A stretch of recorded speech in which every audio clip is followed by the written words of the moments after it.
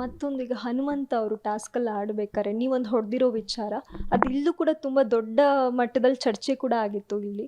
But ಆ ಸಂದರ್ಭ ನಿಮಗೂ ತುಂಬ ಪಶ್ಚಾತ್ತಾಪ ಆಗಿದೆ.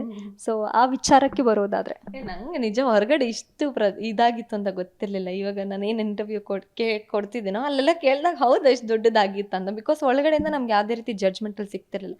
ಆಟ ಆಡುವಾಗ ಅದು ಇಂಟೆನ್ಷನಲಿ ಆಗಿರೋದಲ್ಲ, ಹೊಡಿಬೇಕು ಅಂತ ಹೊಡೆದಿರೋದಲ್ಲ, ಅದು ಆಟ ಆಡೋ ರಪ್ಸದಲ್ಲಿ ಫ್ರಸ್ಟ್ರೇಷನಲ್ಲಿ ಆಗಿದ್ದಂಥದ್ದು. ಬಿಕಾಸ್ ಅದು ಹನುಮಂತವರು ಅಷ್ಟು ಪರ್ಸ್ನಲ್ಲಾಗಿ ತೊಗೊಂಡಿಲ್ಲ. ನಾನು ಆಗಿ ಒಂದು 10 ನಿಮಿಷ 5-10 ನಿಮಿಷ ಆದಮೇಲೆ ಶಿಟ್ ಹಿಂಗೆ ಆಯ್ತಲ್ಲ ಅಂತ ಹೋಗಿ ನನಗೆ ಯಾಕೆ ಹಿಂಗಾಯ್ತು ಅಂತ ಹೋಗಿ ಹನುಮಂತ ಹತ್ರ ಸಾರಿ ಕೇಳಿದ್ದಿದ್ದೆ, ಅದೆಲ್ಲ ಆಗಿದೆ.